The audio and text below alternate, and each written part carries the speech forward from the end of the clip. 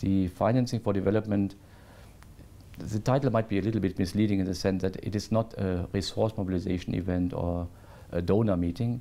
It is an event that seeks ways to mobilize all sources of funding, both public and private, both international and domestic, for development in the preparation of the future sustainable development agenda.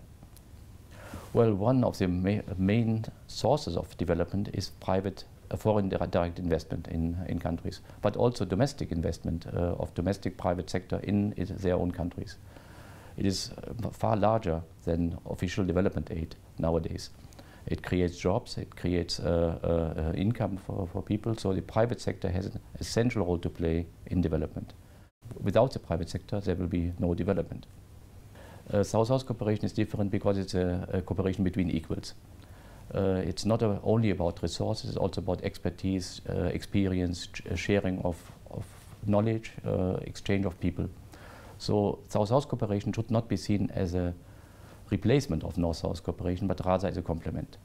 And that's how the countries from the South see it. Okay. Decent work should actually be the main source of financing for development, because work creates, of course, income.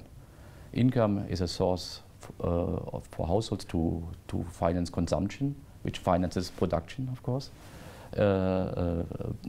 Household income is a source of taxes for governments.